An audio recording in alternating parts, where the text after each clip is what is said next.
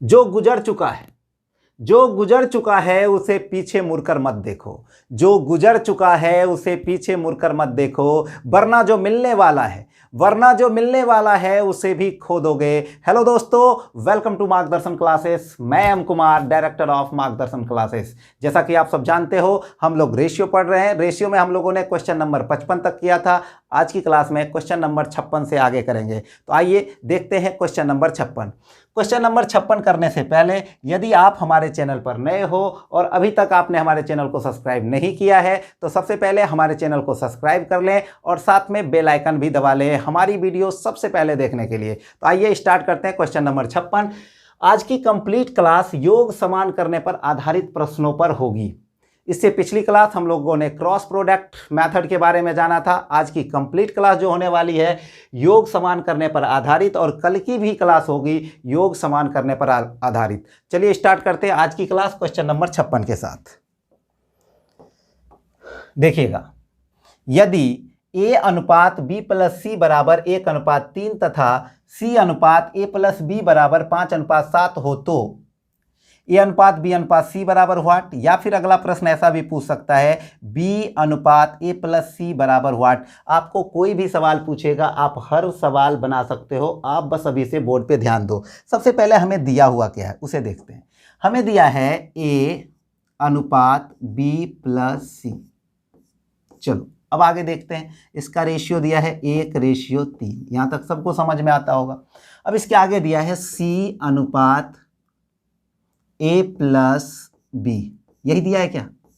इसका रेशियो क्या दिया है हमें 5:7। अब यहाँ से आपने अगर इस दोनों रेशियो को ध्यान से देखा होगा तो आपको समझ में आया होगा कि इसको अगर हम ऐड करते हैं तो ये आएगा a प्लस बी प्लस सी का योग, और इसको भी ऐड करते हैं तो ये भी आएगा a प्लस बी प्लस सी का योग। योग दोनों जगह क्या होगा, बराबर होगा।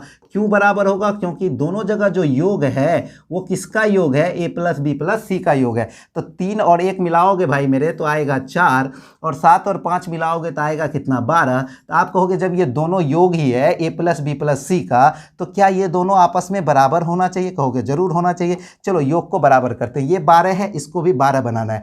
और जब कभी भी किसी को बराबर करना होता है दोनों का एलसीएम लेते हैं। 4 और 12 का एलसीएम कितना आएगा, 12। ये तो ऑलरेडी 12 है तो इसको 12 बनाने की जरूरत नहीं है। इसको 12 बनाना है, कितना से गुना करोगे, 3 से। 3 से इसमें जो ही करोगे तो रेशियो का रूल कहता है सभी में आपको 3 से गुना करना पड़ेगा। 3 से इसमें भी गुना कर दिया, 3 से इसमें भी गुना कर दिया। क्लियर है, यहाँ तक किसी को कोई दिक्कत नहीं। रेशियो बैलेंस हो चुका है, बस बोर्ड पे ध्यान दो। आपसे जो जो पूछा है आप खुद निकाल दोगे। अब बताओ, ये जो वैल्यू है a की वैल्यू है, ये जो वैल्यू है वो किसकी वैल्यू है, c की। आपको सिर्फ b की वैल्यू निकालनी है। और ये वाली जो वैल्यू है, यहाँ से देखना, ये वाली जो वैल्यू है b प्लस c की वैल्यू है। तो कहोगे कि सर c का वैल्यू अगर यहाँ पे हम लोग पुट कर देते, c यहाँ पर कितना है, 5। c कितना है यहाँ पर, 5। c की वैल्यू अगर 5 रखोगे और ये दोनों मिलकर 9 रुपया, दोनों मिलता है तो 9 रुपया कमाता है। अकेला जो c है वो 5 रुपया कमाता है। तो बताओ अकेला b कितना कमाएगा। कहोगे 5 और 4 9 होता तो ये 4 रुपया कमाता होगा। अब आपको a अनुपात b अनुपात c, पहला क्वेश्चन का जवाब मिल गया होगा। a अनुपात b अनुपात c क्या होगा आंसर मेरे भाई। a की वैल्यू कितनी है, 3। b की वैल्यू कितनी है, 4। और c की वैल्यू कितनी है, 5। ये हम लोगों का आंसर है, पहला सवाल। दूसरा प्रश्न देखो, दूसरा प्रश्न में क्या पूछा है हमसे कि b अनुपात a प्लस c क्या होगा। लिख दो b अनुपात a प्लस c क्या होगा। तो b की वैल्यू कितनी है, तो यहाँ से लिखो b की वैल्यू सर 4 है, अनुपात a की वैल्यू 3 है, प्लस c की वैल्यू 5 है। 5 और 3 मिल गया तो 8। 8 इससे 4 से काटा तो 2 टाइम में 1:2। दोनों सवाल का आंसर आप लोग का मिल चुका है। चलो देखते हैं क्वेश्चन नंबर नेक्स्ट। अगर आपको नहीं समझ में आया होगा क्वेश्चन को एक बार रिपीट करके देख लेना, आपको समझ में आ जाएगा। चलो देखते हैं क्वेश्चन नंबर नेक्स्ट।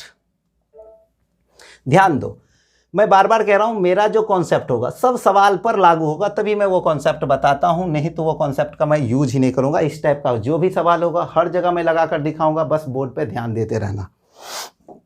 चलो स्टार्ट करते हैं क्वेश्चन नंबर नेक्स्ट।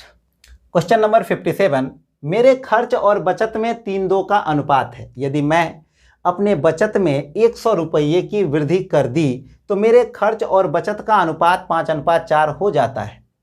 तो बताएं कि मेरी आय क्या है, मेरी इनकम क्या है। मैंने कहा कि दोनों कंडीशन में इनकम सेम होगा, और क्यों सेम होगा वही चीज़ मैं आपको समझाना चाहता हूँ। ध्यान से देखना, कंप्लीट क्वेश्चन आपको समझ में आएगा, बस बोर्ड पे ध्यान रखना। देखो, मैंने कहा कि मैं 1000 रुपया पर डे कमाता हूं। ध्यान से समझते रहना, बस बोर्ड पे ध्यान दोगे आपको समझ में आ जाएगा। देखो, इधर मैंने लिख दिया खर्च कितना करता हूं, और इधर लिखूंगा बचत, बचत कितना करता हूं। ध्यान से समझना क्वेश्चन को। मैंने कहा 1000 रुपये में से मैंने 400 रुपया खर्च कर दिया, तो मैंने बचाया कितना, बचत कितना की मैंने 600 रुपये की। इसमें किसी को दिक्कत नहीं होना चाहिए। अब मैं आपसे कहता हूं कि मैं अपनी बचत को, ध्यान से समझना, मैं अपनी बचत को 300 रुपया से बढ़ा देता हूं। बचत को 300 रुपया से बढ़ा दिया, तो ज्यों ही बचत 300 रुपया से बढ़ाऊंगा, खर्चा 300 रुपया से नीचे करना पड़ेगा। खर्च में क्या आ जाएगा, 300 रुपये की कमी आ जाएगी, क्योंकि पर डे तो 1000 रुपये कमाने की मेरी लिमिट है, उससे ज़्यादा मैं नहीं कमा सकता। तो आप यहाँ से बताना मेरे को, मेरे भाई, कि अगर इसको बचत को 300 बढ़ाए हो तो खर्चा को 300 क्या करना पड़ गया, घटाना पड़ गया। अब बताओ, नई जो आपकी खर्च और बचत है वो क्या है, तो कहोगे 100 रुपया आपने दिन भर में खर्च किया, तो आपने दिन भर में बचाया कितना, 900 रुपया। तब कहोगे इस दोनों का सम क्या आएगा, तो कुल आय आएगा 900 रुपया और 100 रुपया, कितना हो गया, 1000 रुपया। यानी आप दिन भर में 1000 रुपया कमाते हो। क्लियर, किसी को कोई दिक्कत नहीं है। इसीलिए मैंने आपसे कहा था कि ये जो टाइप आज पढ़ने वाले हैं योग समान करने पर आधारित, क्योंकि आय में कोई परिवर्तन नहीं हो रहा है, इसका मतलब है योग में कोई परिवर्तन नहीं हो रहा है। क्लियर, चलो अब इस सवाल को सबसे पहले हम लोग बेसिक करेंगे। बेसिक के बाद मैं आपको योग समान करके बताऊंगा, और इस सवाल को आप क्रॉस प्रोडक्ट मेथड से भी कर सकते हो, वो आप खुद करना। मैं बेसिक क्रॉस प्रोडक्ट आपको सिखा दे रहा हूं, आप बोर्ड पे ध्यान रखना। चलिए स्टार्ट करते हैं। रेशियो दिया है खर्चा और बचत का, खर्च अनुपात बचत, आएगा क्या, आय। रेशियो क्या दिया है, 3 अनुपात 2, 3 2 मिला दोगे तो इनकम कितना हो जाएगा, 5 रेशियो का। तो मैं कहता हूँ ये खर्च करता है 3x, बचाता है 2x, और कमाता होगा 5x। यहाँ तक किसी को कोई दिक्कत नहीं हुआ होगा। चलो इसके बाद क्या कहता है कि ये 100 रुपया बचत ज़्यादा करने लगता है, तो यहाँ प्लस का 100 रुपया, इसमें 100 बढ़ेगा तो इसमें 100 क्या हो जाएगा, घट जाएगा। बात आई समझ में क्या।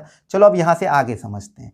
तो कहोगे क्या, खर्चा, नया खर्च क्या हो गया, ये वाला जो हो गया नया खर्च हो गया, ये वाला क्या हो गया, नया बचत हो गया। तो नया खर्च और बचत का अनुपात क्या दिया है, 5:4। और जब 2 अनुपात आपस में बराबर हो और वह ऊपर नीचे हो, तो वहां पर क्या लगता है, क्रॉस प्रोडक्ट मेथड लगता है। क्रॉस प्रोडक्ट मेथड लगाना हमने आपको कल की क्लास में सिखाया है। आप अगर वो वीडियो नहीं देखें तो सबसे पहले वो वीडियो देख कर आओ, तो यहाँ और ज़्यादा समझ में ये चीज़ आपको आएगी। चलो ध्यान देते हैं। मैंने कहा था संख्यात्मक अंतर निकालने के लिए, संख्यात्मक अंतर निकालने के लिए क्रॉस प्रोडक्ट मेथड में संख्यात्मक अंतर निकालने के लिए साइन पर ध्यान देते हैं। संख्या में अगर अंतर निकालना होगा तो साइन पर ध्यान देंगे। दोनों साइन सेम होगा तो अंतर के लिए घटाएंगे, दोनों साइन अलग अलग होगा अंतर के लिए जोड़ेंगे। और अनुपातिक अंतर या x के टर्म का अंतर निकालना हो तो अंतर के लिए हमेशा घटाते हैं। चलो x का अंतर सबसे पहले हम लोग निकालते हैं क्रॉस गुना करके। ये हो गया 4 तिया 12, 5 दूनी 10, 12 10 का अंतर 2x। चलो लिख लिया 2x। यहाँ देखो तो 2x बराबर 400 500 कितना 100 900, तो इससे ये कट जाएगा, क्या आ जाएगा कितना 450। क्लियर। x बराबर अगर 450 है तो आपको इनकम पूछा है आय, लिख देता हूं आय। आय कितना है, आय बराबर 5x। 5x की वैल्यू चाहिए, आप कहोगे इसमें 5 से गुना कर लेते हैं सर। 5 से गुना करोगे 0, 25 25 का 5, 5 का 20, अब 20 और 2 22। क्लियर, ये हम लोगों का आंसर आ गया। चलो अब हम लोग योग समान करके इस सवाल को कैसे करेंगे वो देखते हैं। चलो बोर्ड पे ध्यान देना। फिर से हमें ये रेशियो लिखना पड़ेगा, तो लिख देता हूं आय, आय नहीं पहले तो क्या लिखा हुआ है खर्च, खर्च अनुपात बचत आएगा क्या? आए। यहाँ तक किन्हीं को कोई दिक्कत नहीं होना चाहिए। बोर्ड पे बस ध्यान दीजिएगा, आपको कंप्लीट ये क्वेश्चन समझ में आने वाला है, बस बोर्ड पे थोड़ा सा ध्यान रखिएगा। देखो तो ये पहले ये किस रेशियो में खर्चा बचत और आय करता था? कहोगे ये 3:2, तो आय कितना करता था? 5 अनुपात का। क्लियर? चलो नेक्स्ट, बाद में बस सवाल खत्म हो रहा है, बोर्ड पे बस ध्यान देना, सवाल खत्म हो रहा है। 5:4। तो अब ये कितना आय कर रहा है? 5 4 9। ऐसा संभव है क्या? एक ही आदमी खर्चा बढ़ा दे तो उसकी बचत जो होगी वो घट जाएगी। अगर बचत को बढ़ा देगा, खर्चा घट जाएगा। एक दिन के इनकम पर या एक महीने के इनकम पर कोई फर्क आने वाला है नहीं। तो आप मुझे बताओ, इसकी इनकम को क्या करना पड़ेगा? सेम करना पड़ेगा। इनकम को क्या करना पड़ेगा? सेम। क्वेश्चन शुरू किया था उसी समय मैंने समझाया था क्यों सेम करते हैं। चलो ध्यान दो। अब इसकी इनकम को अगर हमें सेम करना है तो मैंने आपको क्या सिखाया था मेरे भाई, कि इनकम को सेम करना है या रेशियो में किसी को भी सेम करना होता है तो उस दोनों का एलसीएम लेते हैं, दोनों को एलसीएम के बराबर कर देते हैं। तो 9 और 5 का एलसीएम कितना आएगा? 45। तो इसको 45 बनाने के लिए कितना से गुना करोगे? तो कहोगे सर इसको 45 बनाना है तो 9 से गुना करेंगे, और इसको 45 बनाना है तो 5 से। लेकिन रेशियो का रूल है, अगर एक टर्म में किसी संख्या से गुना करोगे तो प्रत्येक पद में उस संख्या से गुना करना। इसमें 9 से किया, इसमें भी 9 से कर दो, इसमें भी 9 से कर दो, इसमें 5 से किया, इसमें भी 5 से होगा, इसमें भी 5 से होगा। मुझे एक चीज बताना मेरे भाई, कि पहली बचत और बाद वाले बचत के बीच का डिफरेंस तो पता है हमें। पहली बचत और बाद वाले बचत के बीच का डिफरेंस कितना है? 100 रुपये का। अनुपात में कितने का डिफरेंस है, वही चीज मुझे पता करनी है। चलो ध्यान देते हैं। तो कहोगे 9 दूनी 18 और ये कितना है? 20। 18 और 20 का डिफरेंस 2 अनुपात। तो यहां पे मैं लिख रहा हूं 2 अनुपात की वैल्यू कितनी है? कहोगे 2 अनुपात की वैल्यू आ जाएगी कितनी? तो 100 रुपया। 2 अनुपात कितने के बराबर है? 100 रुपये के बराबर है। तो 1 अनुपात कितने के बराबर होगा? कहोगे सर इसका 50 गुना है, मतलब 50 के बराबर होगा। 1 अनुपात कितने के बराबर हो जाएगा? 50 के। बहुत बच्चा सोच रहा होगा सर यहां पर भी डिफरेंस तो वही आना चाहिए। जी सर, 9 तिया 27 पचे 25, 27 और 25 का डिफरेंस 2 का। कहोगे सर ये माइनस आ गया। जी हाँ सर, ये 2 प्लस होगा, ये 2 माइनस होगा, ये 100 प्लस होगा, ये 100 माइनस होगा। बात आई समझ में? अब बहुत बच्चे के दिमाग में आया होगा कि गुरुजी ये 100 प्लस है और ये 100 माइनस है, अंतर समान करके भी तो बना लेंगे। जी नहीं, अंतर समान कब करते हैं? अंतर समान तब करते हैं जब या तो कोई चीज जोड़ी जाए या तो दोनों पदों में से कोई चीज घटाई जाए, तभी आप अंतर समान करोगे। अभी क्या करोगे? योग समान करोगे। अभी क्या करोगे? योग समान करोगे। क्यों? क्योंकि इसके आय में कोई फर्क नहीं पड़ रहा है। क्लियर है सबका? अब पूछ रहा है आपको कि इसकी इनकम क्या होगी, आय क्या होगी। आय ये भी है, इसमें गुना कर देंगे 1 यूनिट के मान से, 50 से इसमें गुना कर लिया, हम लोगों का आंसर आ गया 2250। क्लियर?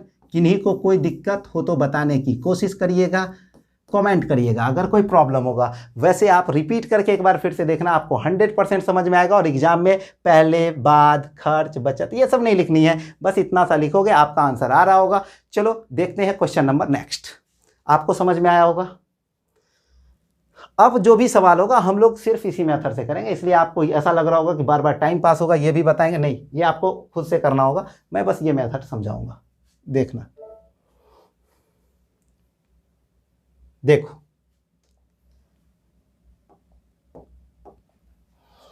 Question number 58। एक धनराशि को 3 भाई ए बी सी के मध्य 5 9 4 के अनुपात में बांटा जाता है। यदि ए अपने हिस्से में से 300 रुपया बी को दे देता है तो ए बी सी के हिस्से में क्रमशः 2 5 2 का अनुपात हो जाता है।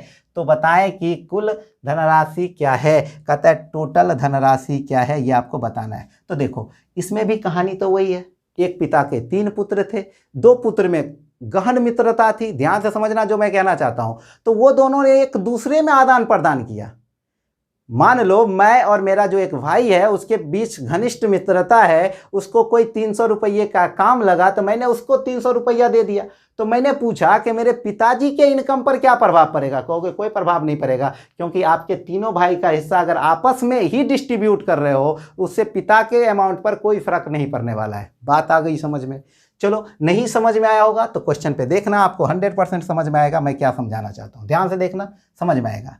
पहले तो मैं लिख देता हूँ A ratio B ratio C। ध्यान से देखते रहना, आपको 100% समझ में आएगा। ऐसा हो ही नहीं सकता कि समझ में ना आ जाए। ये 5, ये 9 और ये 4 का रेशियो है। बस बोर्ड पे ध्यान रखना, ये सवाल खत्म हो गया है। ये 2, ये 5 और ये कितना 2 का रेशियो है। ये पहला रेशियो है, ये बाद वाला लिखूंगा नहीं अब बार बार। अब चलो ध्यान से देखना, मेरे को एक चीज समझाओ। अब ये जो प्रश्न कहता है ये अपने हिस्से में से 300 रुपया बी को देता है, यानी ए का जो हिस्सा था इसमें 300 रुपया माइनस हो जाएगा। इसमें से क्या हो जाएगा 300 रुपया माइनस हो जाएगा। 300 रुपया क्या होगा माइनस, तो बी में क्या हो जाएगा 300 रुपये का प्लस हो जाएगा। यहां पर क्या हो जाएगा प्लस हो जाएगा 300 रुपया। इसमें 300 रुपया क्या हो जाएगा मेरे भाई प्लस हो जाएगा। इसमें 300 रुपया क्या हो गया प्लस हो गया। अगर ये 300 रुपया अपने में से घटाकर इसको 300 रुपया देगा तो इसका 300 रुपया क्या हो जाएगा बढ़ जाएगा। तो आप मुझे बताओ कि इसके टोटल इनकम में तो कोई फर्क नहीं पड़ने वाला है ना, यानी कि ए बी सी तीनों के योग में तो कोई परिवर्तन नहीं होगा। योग यहां भी लिखा योग, तो इसके योग में कोई परिवर्तन नहीं होगा। कहोगे क्यों? क्योंकि ये लोग अपने आप में एक्सचेंज ऑफर लगा रहे हैं, अपने आप में चेंजिंग कर रहे हैं। तो जब ये अपना रुपया इसको दे दे, ये अपना रुपया इसको दे दे, अगर खुद ही एक ही परिवार में चेंजिंग कर रहा होगा तो योग में कोई परिवर्तन नहीं होगा। ये बात समझ में आ गई है? चलो सवाल खत्म हो गया। 9 4 13 अब 5 18, ये हो गया 18। यहां पर योग कितना आ रहा है 18। चलो नीचे चेक कर रहे थे 5 4 9। अब मुझे बताओ क्या ये ठीक लग रहा है आपको? कहोगे नहीं लग रहा है। दोनों को क्या करना होगा बराबर करना होगा सर। तो बराबर करने के लिए आपको क्या करना पड़ेगा? कहोगे बराबर करने के लिए इसमें 2 से सर गुना कर लेते हैं। तो उसमें 2 से किए हो तो इसमें भी करना पड़ेगा, इसमें भी करना पड़ेगा, इसमें भी करना पड़ेगा। अब आपको खुद दिख रहा होगा गुरुजी सी बराबर हो गया। क्यों? क्योंकि सी तो कांस्टेंट रहा। दोस्ती इस दोनों भाई में थी, तो एक भाई 300 घटा है तो एक भाई 300 बढ़ा है। क्लियर? अब देखो अनुपात में क्या चेंजिंग हो रहा है। ये तो संख्या में 300 की चेंजिंग, अनुपातिक चेंजिंग बराबर संख्यात्मक चेंजिंग। ये 9 था 10 हो गया, यानी अनुपात में जो चेंज हो रहा है, अनुपात में जो चेंज हो रहा है वो कितने का चेंज हो रहा है? अनुपात 1 का। 1 कितने के बराबर है? 300 के बराबर है। अगर 1 300 के बराबर है तो आपसे पूछ क्या रहा है? आपसे पूछ रहा है टोटल इनकम। तो आप यहां से निकाल लो या यहां से निकाल लो, बात तो दोनों सेम ही है क्योंकि दोनों इनकम ही है। तो इसमें क्या करोगे? इसमें कर लोगे 300 से गुना, अनुपात 1 के मान से गुना। तो ये हो जाएगा 9 दूनी 18, 18 तिया 54, यानी 5400। ये हम लोगों का आ गया है आंसर। क्लियर है सभी बच्चे का? एक्स से बनाना होगा, आप खुद से बनाओ। क्लियर है? किसी को कोई दिक्कत नहीं? नेक्स्ट क्वेश्चन देखता हूं। Question number 59। ए और बी 2 मित्र हैं। ए ने बी से कहा कि यदि तुम मुझे 40 रुपया दे देते हो तो हम तुम्हारे बराबर हो जाएंगे। इसके जवाब में बी ने ए से कहा यदि तुम मुझे 40 रुपया दे देते हो तो हम तुम्हारे 33 गुने हो जाएंगे। तो बताएं कि प्रारंभ में ए तथा बी के पास कितने कितने रुपये थे। ध्यान से समझना मैं जो समझाना चाहता हूं। मेरे एक पॉकेट का नाम ए, दूसरे का नाम बी है। ए ने बी से कहा कि तुम मुझे 40 रुपया दे दो, हम दोनों आपस में बराबर हो जाएंगे। दोनों पॉकेट का जो वेट होगा वो इक्वल हो जाएगा, अमाउंट जो होगा इक्वल हो जाएगा। इसके जवाब में बी ने कहा तुम ही हमको 40 रुपया दे दो, हम तुम्हारे 33 गुने हो जाएंगे।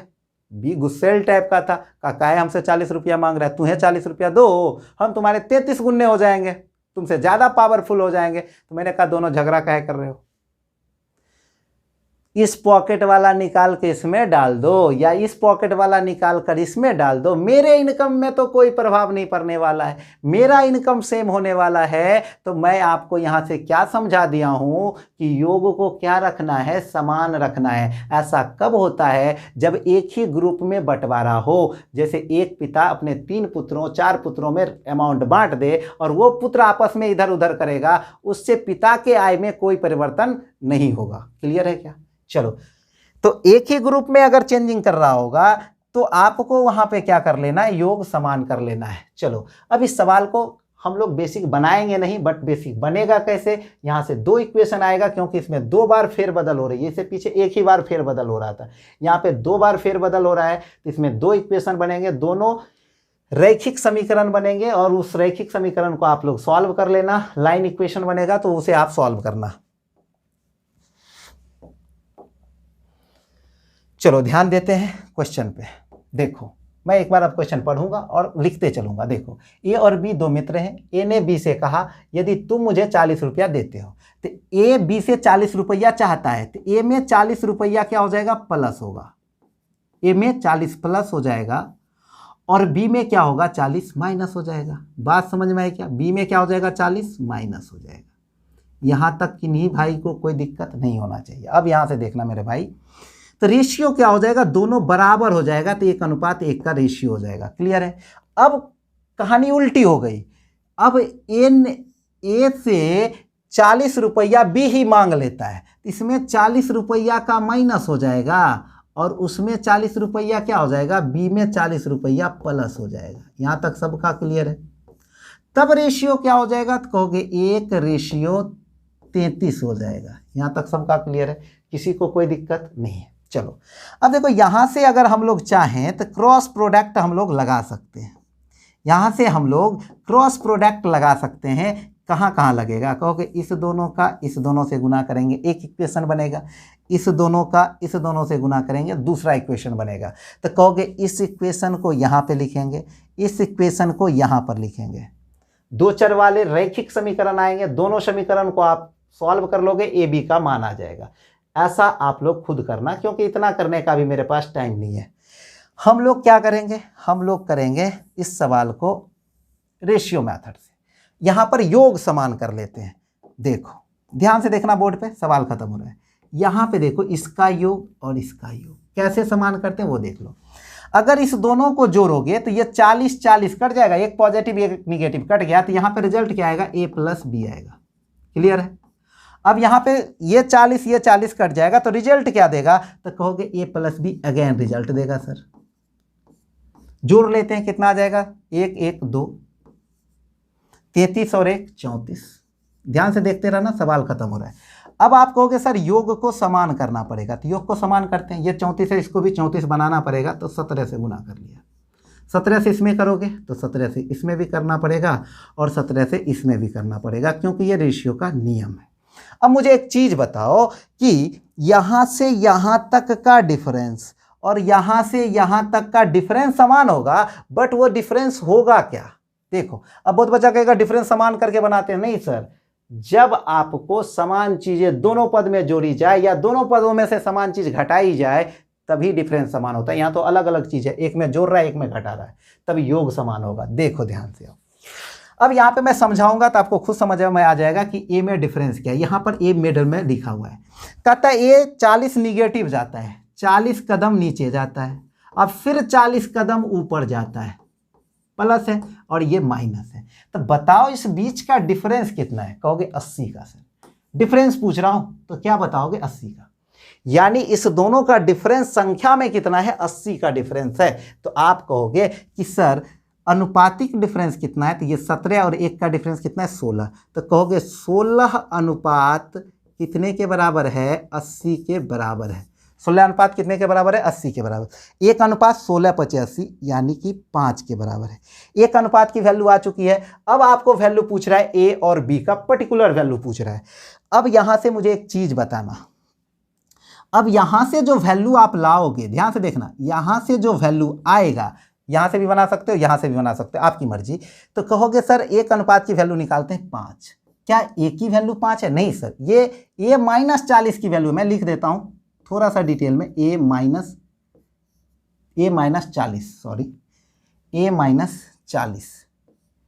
माइनस 40 बराबर है 5, तो a बराबर जल्दी से बोलो कितना आएगा, कहोगे a बराबर 40, उधर जाएगा जुट जाएगा 45।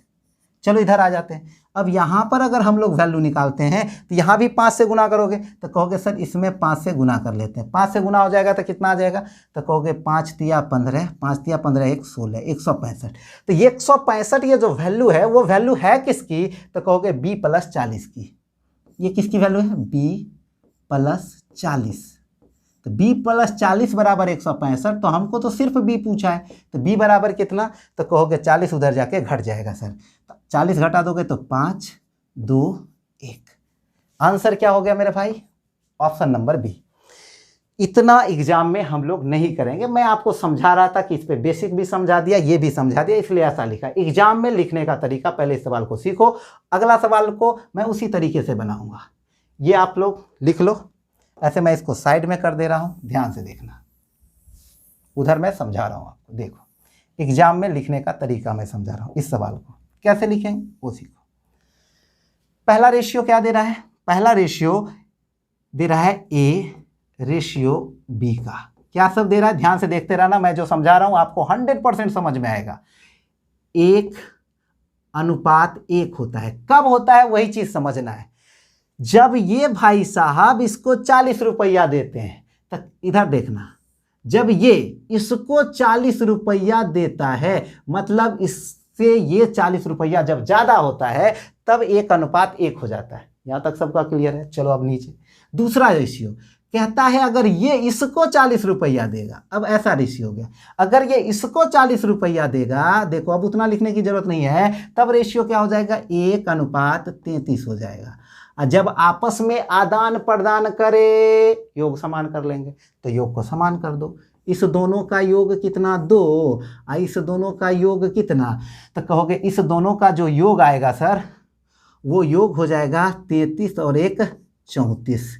चलो अब आपको यहाँ से मैं बताता हूँ कि योग समान कर लो। ये 34, ये भी 34 बनाना है, कहोगे 17 से गुना, यहाँ 17 से करोगे तो यहाँ भी 17 से करना पड़ेगा, और यहाँ भी 17 से करना पड़ेगा। ध्यान से देखना। अब कहोगे 17 का 40 का चेंजिंग यहाँ हो रहा है, 40 का चेंजिंग यहाँ हो रहा है, 40 कितने की चेंजिंग हो रही है, 80 की। तो 80 की चेंजिंग, तो यहाँ पर कितना यूनिट, कहोगे 16 यूनिट। तो 16 यूनिट की वैल्यू कितनी है, तो कहोगे सर 80। तो 1 यूनिट की वैल्यू कितनी है, तो कहोगे 1 यूनिट बराबर सर आ रहा है 5। क्लियर। तो 1 यूनिट अगर 5 है, तब वैल्यू निकालना किसका है, ए और बी का। देखो मैं फटाफट निकाल रहा हूँ वैल्यू, यहाँ से और यहाँ से। ये आ जाएगा कितना, 5, और ये आ जाएगा 165। बहुत बच्चा करोगे यही आंसर होगा, नहीं सर समझो जरा, अब समझो आंसर आ गया है। कैसे आएगा वो देखना। ए में से 40 रुपया निकालते हैं तो 5 को बचता है। मैं क्या समझाया, ए में से 40 रुपया अगर निकाल के बी को देते हैं, तब ये 5 को बचता है। तो इसके पास था कितना, कहोगे 45 को साथ, तो इसका इसमें ये 40 ला के प्लस कर लोगे, कितना आ जाएगा, 45। आंसर आ गया। चलो अब इधर देखो, जब इसको 40 रुपया ये देता है, तब नहीं ये 165 होता है, तो इसके पास 40 रुपया कम होगा। इसमें से 40 क्या करोगे, घटा लोगे, आ जाएगा कितना, 125। Answer clear. चलो तो एग्जाम में हमें सवाल को ऐसे करना है। क्लियर है सबका। चलो देखते हैं क्वेश्चन नंबर नेक्स्ट, इसी टाइप का है।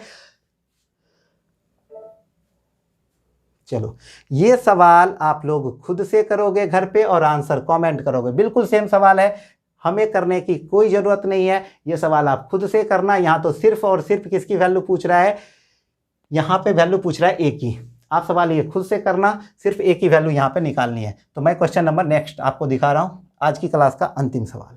देखो एक सवाल मैं आपके लिए छोड़ रहा हूँ, वो सवाल आप खुद करना घर पे। देखो क्वेश्चन नंबर 61, आज की क्लास का अंतिम सवाल। 117 रुपये को ए, बी और सी में 1/2, 1/3, 1/4 के अनुपात में बांटा जाना था, पर गलती से उसको 2, 3, 4 के अनुपात में बांटा गया। इस प्रकार इसमें से किसको सबसे अधिक लाभ हुआ और कितना। कहता है इस प्रकार किसको सबसे अधिक लाभ हुआ और कितने का लाभ हुआ, ये आपको बताना है। मुझे एक चीज़ बताना, आप एक ही अमाउंट को सही प्रकार से बांट दो या गलत प्रकार से बांट दो, टोटल अमाउंट में तो कोई परिवर्तन नहीं आने वाला है ना। जो टोटल अमाउंट पहले था वही रहने वाला है, चाहे आप कैसे भी उसे बांट दो। चलो ध्यान देना, यानी कि योग समान करना है। देखो कल की क्लास भी योग समान करने पर आधारित रहेगी, लेकिन वो मिश्रण टाइप का क्वेश्चन है, तो कल की क्लास जरूर देखें आप लोग। स्टार्ट करते हैं आज की क्लास का ये अंतिम सवाल, A अनुपात B अनुपात C। इसको बैलेंस कर लेते हैं। सबसे पहले 1/2 रेशियो 1/3 रेशियो 1/4। नीचे वाले को गायब करना है तो क्या करोगे, नीचे वाले का एलसीएम लेके कंप्लीट में गुना कर लेते। कितना आएगा एलसीएम 12। इसमें 12 से गुना करोगे कितना आ जाएगा 6 रेशियो 4 रेशियो 3। चलो ये तो पहले वाला, ये सही रेशियो है, सही, ये सही बात है। अब गलत क्या है, इधर लिख दिया गलत, ये गलत रेशियो है। गलत रेशियो क्या है 2 रेशियो 3 रेशियो 4। चलो अब मुझे एक चीज बताओ, सही हो या गलत हो, योग तो समान होना चाहिए। कहोगे योग को पहले हम लोग समान कर लेते हैं। चलो योग को समान करते हैं। तो यहां से एक चीज देखेंगे कि योग को जब हम लोगों को समान करना है तो कहोगे ये 6 4 10 3 13, ये कितना है सर 13। ये कितना है 3 2 5 4 9, ये 9 है। ये दोनों क्या होना चाहिए था इक्वल। इक्वल करने के लिए मैंने आपको रूल सिखाया था, दोनों का लेंगे एलसीएम। तो दोनों का एलसीएम आएगा इस दोनों का मल्टीपल, यानी कि इसमें 9 से गुना करना पड़ेगा और इसमें 13 से गुना करना पड़ेगा। तो कहोगे इसमें 9 से किए हैं तो इसमें भी 9 से करना पड़ेगा, इसमें भी 9 से करना पड़ेगा और इसमें भी 9 से करना पड़ेगा। इसमें 13 से किए हैं तो इसमें भी 13 से, इसमें भी 13 से और इसमें भी 13 से गुना करना पड़ेगा। यहां तक सबका क्लियर है। अब कहता है ये भी टोटल है, ये भी टोटल है, टोटल टोटल के बराबर होगा क्या, कहोगे जरूर होगा सर। इतना इतना बराबर कितना 117 है। तो ये भी 117 बराबर 117, तो एक अनुपात की वैल्यू 1 आ रही है, इसलिए अब इसमें 1 1 1 से गुना करो, कोई फर्क पड़ने वाला है नहीं। तो आपको एक बात समझ में आ चुकी है कि टोटल योग के बराबर हो गया, तो अनुपात 1 की वैल्यू 1 आ चुकी है। तो इसकी वैल्यू हमें पता है। पहले इसको सही में इतना, गलत में इतना मिला, सही में इतना, गलत में इतना मिला, सही में इतना और गलत में इतना मिला। अब बस डिफरेंस चेक कर ले रहे हैं, किसको फायदा हुआ किसको घाटा हुआ। चलो देखते हैं, ये और ये, यहाँ पे देखो ये और ये, इस सब का डिफरेंस चेक करना है, इस दोनों का। तो यहां पे देखो पॉजिटिव आ रहा है कि निगेटिव आ रहा है।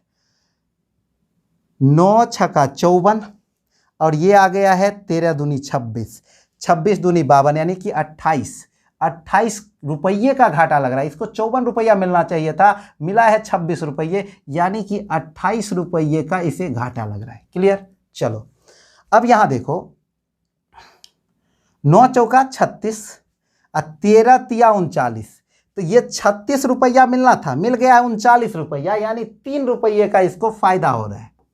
मिलना था 36, मिला 39, तो इसको 3 रुपया इसको प्लस हो रहा है, 3 रुपया का प्रॉफिट हो रहा है। लेकिन कहता है सबसे ज़्यादा प्रॉफिट किसको हुआ, तो कहोगे गुरुजी इसको चेक करते हैं। अब देखो 9 तिया 27 और 13 चौका 52, 27 और 52 का डिफरेंस 25 रुपया, 25 रुपया इसको प्लस हो रहा है, 25 रुपया इसको ज्यादा मिल रहा है। तो अब बताओ सबसे ज्यादा किसको फायदा हो रहा है, कहोगे पहले से ज्यादा फायदा किसको हो रहा है, 25 रुपया इसे फायदा हो रहा है, इसको 3 रुपया फायदा, इसे तो घाटा ही लग गया। तो हमसे पूछता है सवाल में सबसे अधिक लाभ किसको हुआ, तो सी को हुआ। कितना हुआ, तो 25 रुपया। किसको हुआ, तो सी को हुआ। आंसर। आई होप कि आज की कंप्लीट वीडियो आपको समझ में आया होगा, कंप्लीट क्वेश्चन समझ में आया होगा। तो फिर आज के लिए इतना ही, मिलते हैं अगली वीडियो में। तब तक के लिए bye bye, take care, see you in the next class. Thank you.